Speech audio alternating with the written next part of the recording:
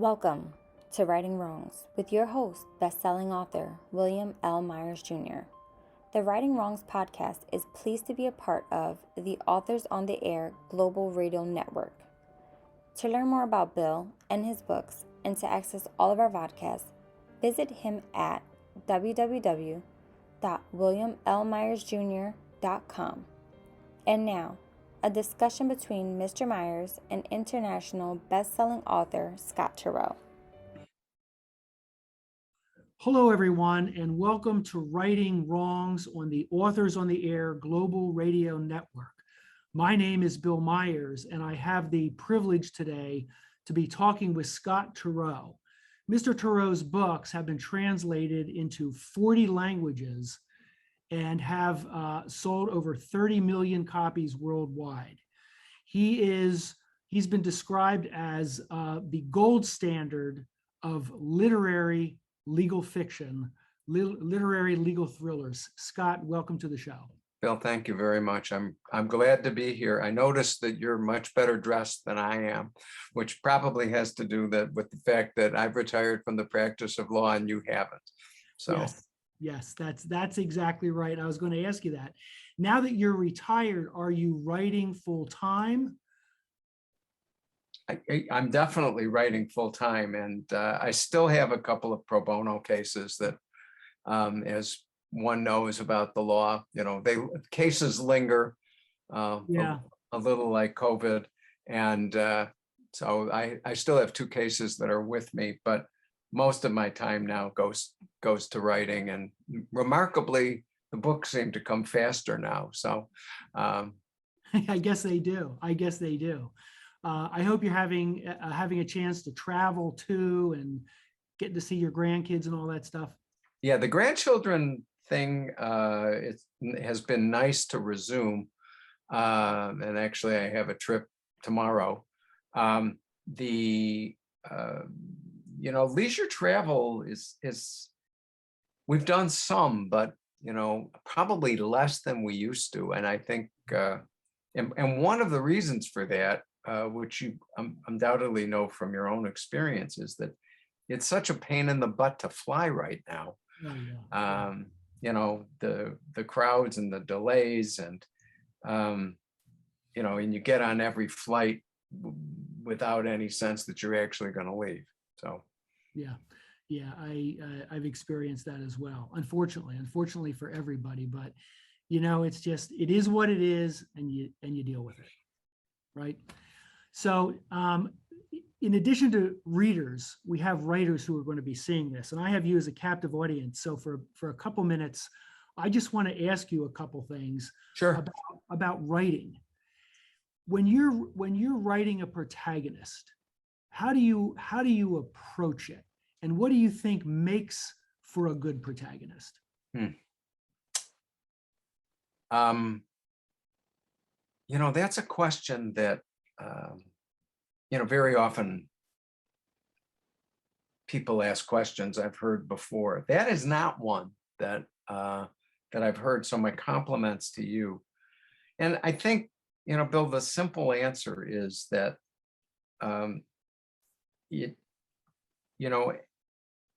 a good protagonist is somebody who feels like she can withstand the weight of a book. And that means that whatever conflicts I sense in the protagonist's character are, big enough that they deserve the hundreds of pages that they're going to get.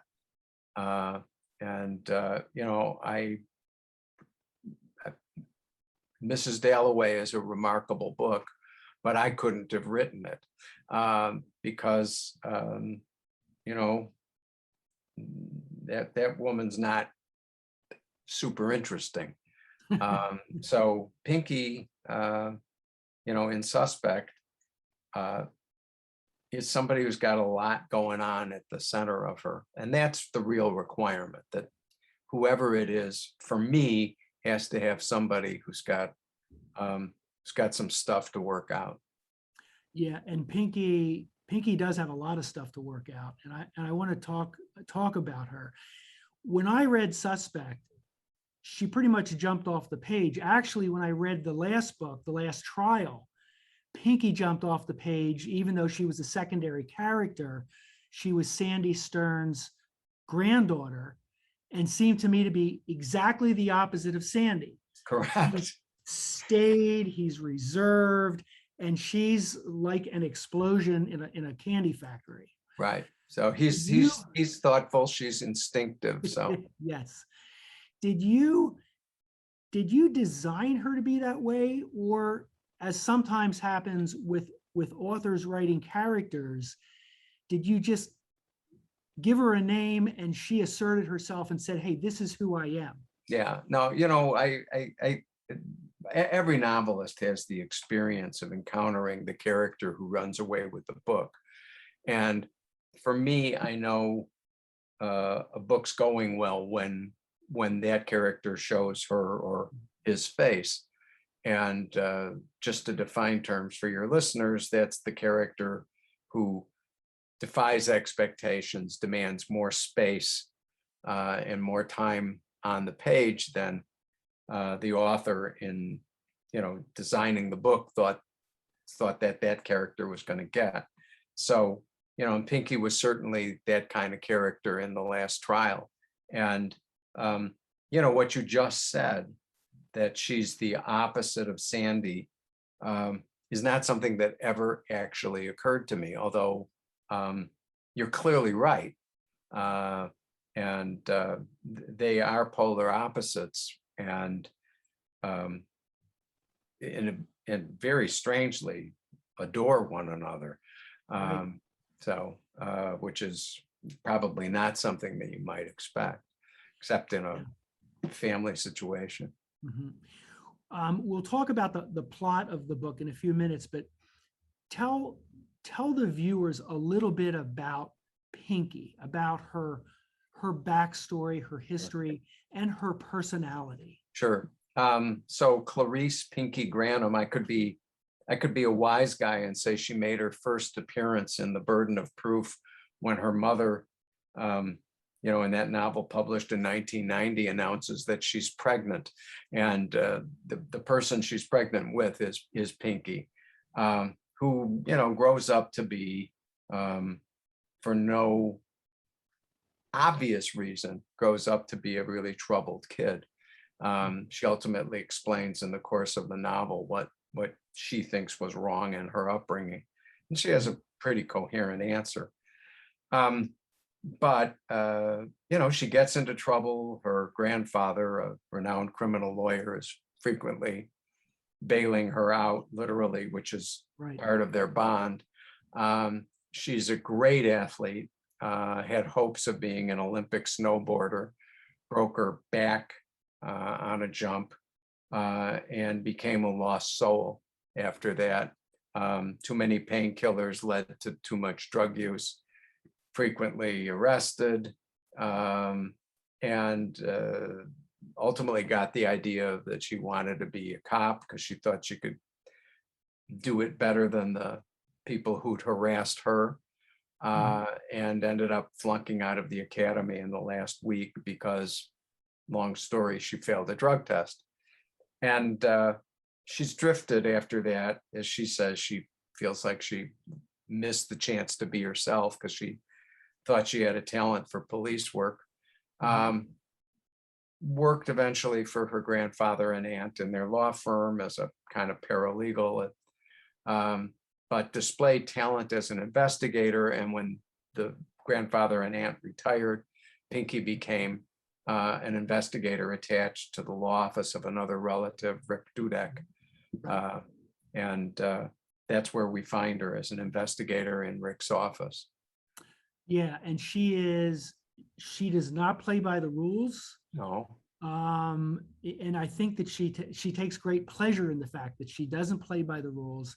She also has, for someone who's gone through so much, she has a remarkable insight to both her own strengths and her own flaws. Like, she openly acknowledges, this is what's different about me that's good, and this is what's different about me that's bad. Right, right. What do you think, Scott? What do you think she wants most in the world? If she could have one thing, what I would it be? think, I think it pretty clearly, Bill, is self-acceptance. Because she's still, I mean, Pinky is, by her own admission, a weird person. Mhm. And, just to clue your audience, one sign of this is the fact that she wears a old piece of goth jewelry that makes it look like she's got a common nail through her nose. So she's not trying to tell the world that she's, the girl next door. And, she knows this about herself. I think accepting the fact that you're not just a little bit unique, but really different from the person that most other people in the world want to be, comes with a lot of conflict and pain. And that's really at the center of what's going on with Pinky. And, and that's part of the struggle that I referred to before when I said, what is it that can sustain, when you asked, what is it about a protagonist that can sustain a book? Yeah, she, at one point in the book, she tells one of the other characters, "You've never met anyone like me." Right. And Right. boy, is that true. That Right. is true. She's proud of that. Yeah. She's proud of that, but she knows, and she's talking to a lover by then, she's proud in the sense that she thinks that will be interesting to the person she's talking to. And that's good, but if you really peer down through the surface, Mhm. she also would think that's the doom of the relationship, that she's not like anybody else. Yeah. So let's talk about the book itself. The premise of the book is that the chief of police, who's a woman, Lucia Gomez Barrera, is, she's made her way in this man's world. She's become chief of police. And all of a sudden, she is accused of sextortion, demanding sex for promotion by 3 separate men. Right. Right. Tell us a little bit about Chief Gomez. Well, you've done a great job of summarizing her yourself, but Lucy Gomez is somebody who became a cop after she got out of the Army, just because there was a veteran's preference, and found that she really liked the job. And started on the street across the river in the big city that of Kendall County, and eventually moved out to the working class suburb of Highland Isle. Did very well on that police force, is not shy about saying that being a female helped at times. Most of the time, of course, it was a hindrance. But she rose through the force, and without contaminating herself in what was a sometimes dirty department. And when a reform mayor was elected, Lucy became the logical candidate to lead the department. She grew up in that town. She was a great cop. She'd gone to night school. She had advanced degrees. She came in, and until this moment, when 3 men suddenly say she's been shaking us down for sex, she'd been doing really well. Yeah, and I thought that was a very interesting twist on the traditional male-female power dynamics in the workplace. This is men accusing her of this. Right. And as a reader, you're like, wait a minute, that doesn't make sense. And she's asked about it, and of course she didn't. And I think she says something like, well, yeah. And well, yeah. Her lawyer Rick says, well, we're going to eventually put on the defense, and we'll say it's bull pucky that you ever had sex with these guys. And she's like, well, wait a minute, yeah, right. we'll talk about that later. So it's complicated, and it's both, I think, appropriate but somewhat amusing that the law's got its hard categories, and it says, if somebody does this, it's wrong. Mhm. And yet um, everybody from the beginning, starting with Pinky, says, well, wait a minute, it's different when it's a woman. Right. And she says to Rick, Pinky says to Rick, well, I don't understand, how'd she force them? They're all bigger than her and they're all carrying a 38, so how did she force them? And Right. it's not a question you necessarily ask when gender roles are reversed. Exactly. And what you do learn is that it is very complicated. It's not black and white. There is a dark force out there trying to get her. And the villain in the book is Moritz Wojciech, also known as the Ritz. Why don't you tell the viewers a little bit about the Ritz? Well, the Ritz, and I have to say, he arises a little bit from my own experience. But the Ritz is, like a lot of police officers, whatever the stereotype, is super smart, and really, could be a professor somewhere if that was the path he had chosen. Probably if his father weren't a cop, he might have gone that way. And but his father was a dirty cop, and like father, like son. And he takes great satisfaction out of thinking he's the smartest guy in the room. Often he is.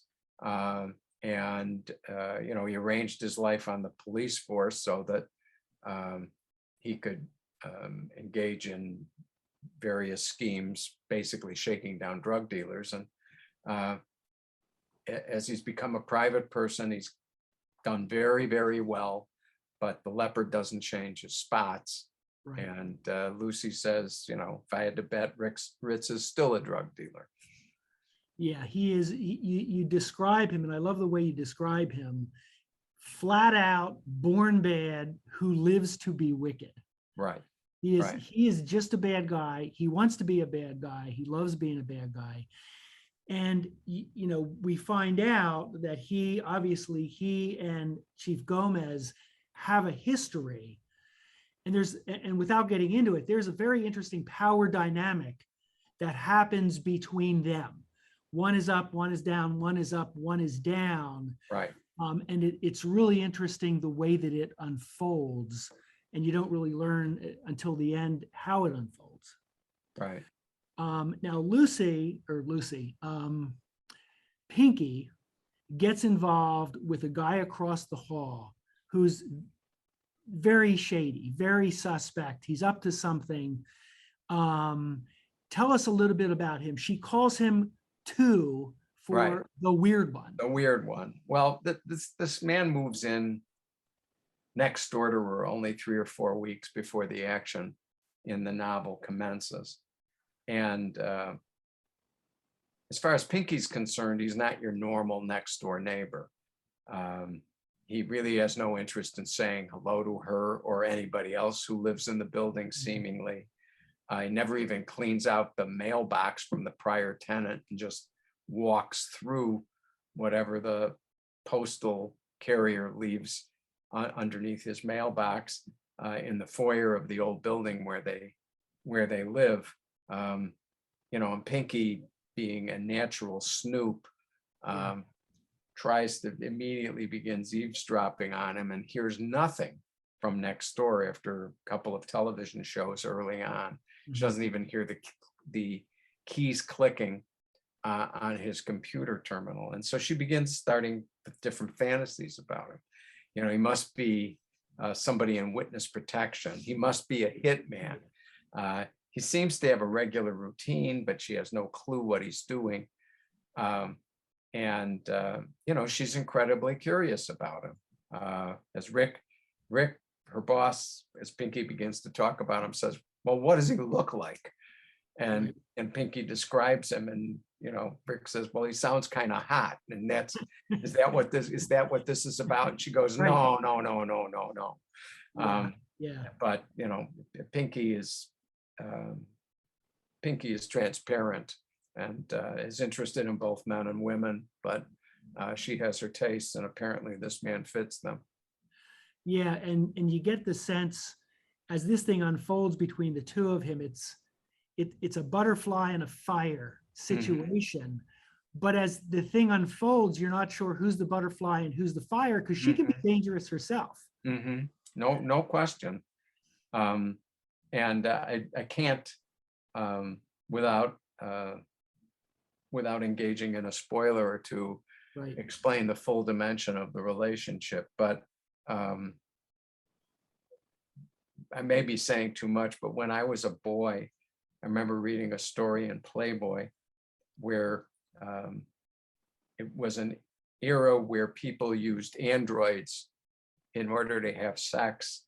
And ultimately the send up in this particular story, I don't remember who wrote it, was that each of the main characters had sent their android out to have sex with the other person's android instead of doing it themselves. And the androids were having a high old time. And that is there's echoes of that in Pinky's relationship with her next door neighbor, Coob. Yeah. One of the things that, as I read the book, the way Pinky talks, I mean, she doesn't talk like you and I, men of a certain age, lawyers, ex-lawyers. She has a very distinctive voice. Yeah.